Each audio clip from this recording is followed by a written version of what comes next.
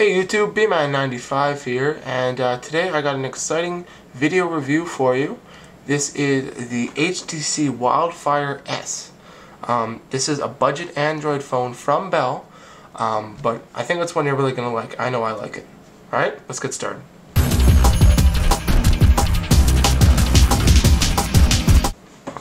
So, quick overview. Wildfire S, I'll give you a quick rundown of the specs.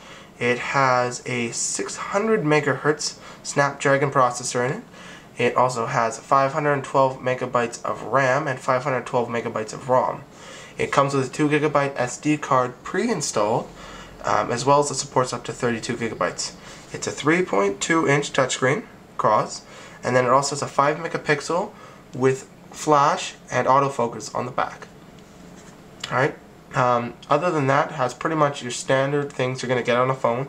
3.5mm headset jack. You have a power button on the top. You also have your volume rocker on the left side, as well as a power charging port. There's really nothing on the right side or the bottom. Alright? So, there was a rundown of the basic specs. Now, this guy here will run you $250 off contract or for free on a 3-year term. Now, I'd like to clarify something for everybody in advance. This phone does not require a data plan. I repeat, does not require a data plan. Now, technically, in order to use the internet on it, you're not able to use the mobile browser, but I've heard many reports of that working just fine.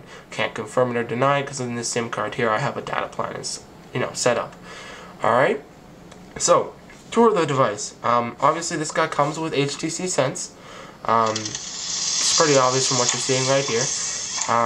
Now, it comes with Android version 2.3, so it is a gingerbread phone, which is actually better than my current phone, which is the Motorola Atrix.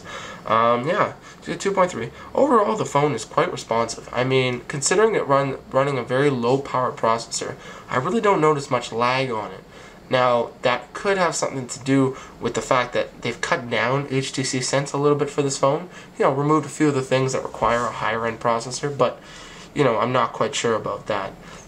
Now, one of the things that I really like about this phone is its build quality. It is made incredibly well. Think Desire or the Nexus 1. You have a brushed aluminum finish on the front, soft plastic on the back, but it doesn't feel like flimsy. It feels built quite solid.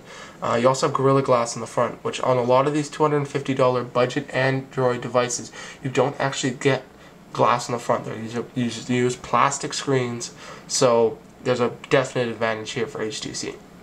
Alright, so software-wise, like I said, the phone runs quite well. It's not really that laggy whatsoever. Has all of HTC's custom built-in apps by default. I mean, it's an HTC phone, and you can tell it right from the software.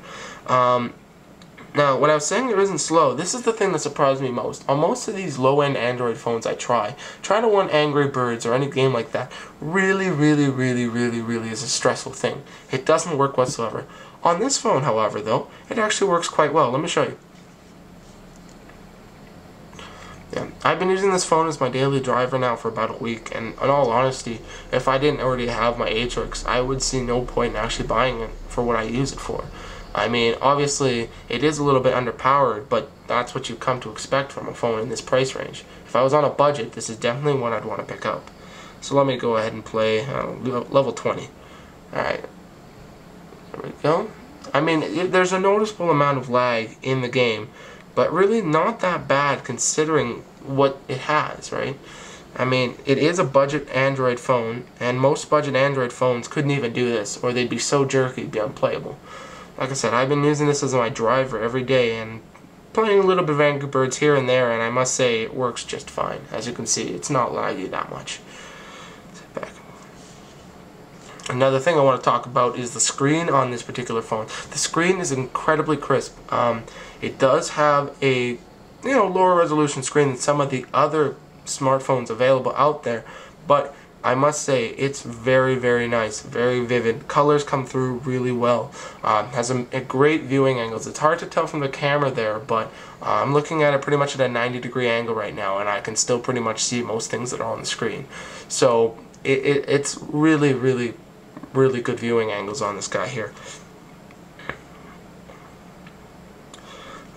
Something else that I want to show you is the web browser here. Now, this one notable thing that this browser is lacking, and that's the ability to play Flash. Because of its low-end specs, HTC left out the ability to use Flash in the building of Android.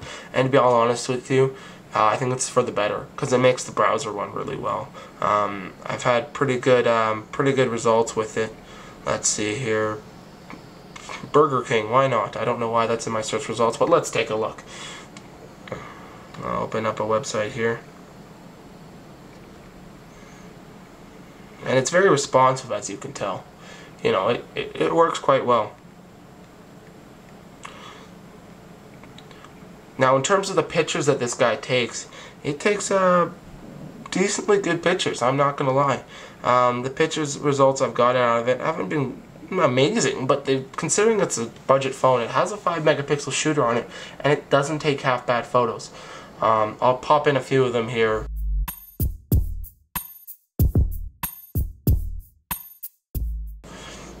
So yeah, that's pretty much all there's to say about this guy.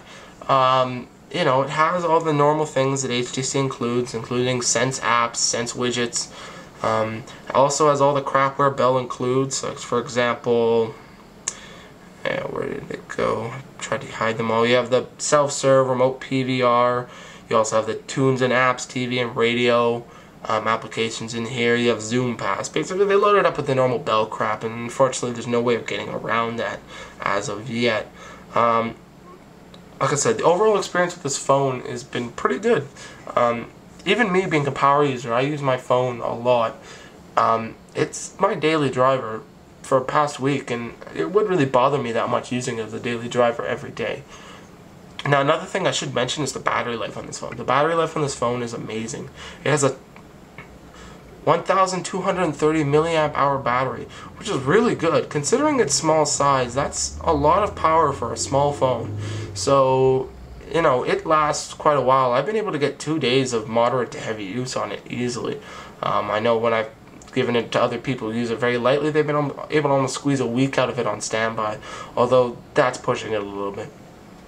Yeah, overall, the HTC Wildfire S is well worth your money if you're looking for an entry-level budget Android phone, or you're looking for a smartphone that you don't require a data plan on. Obviously, you want to be careful because a mobile browser may or may not work. I really can't confirm that myself because I don't really want to try, but I've heard reports of it working fine with just mobile browser. But for the low price of $250, it's almost a phone worth picking up off contract. This guy's available from Bell and Virgin, and once again, it's $250. Anyways, guys, I'm BMan95 here. Hope you enjoyed my review of the HTC Wildfire S. I have more reviews to come. Got my new camera here. Hopefully the picture quality is a little bit better than my last one. And yeah, so I'll see you in the next video. Alright, bye-bye.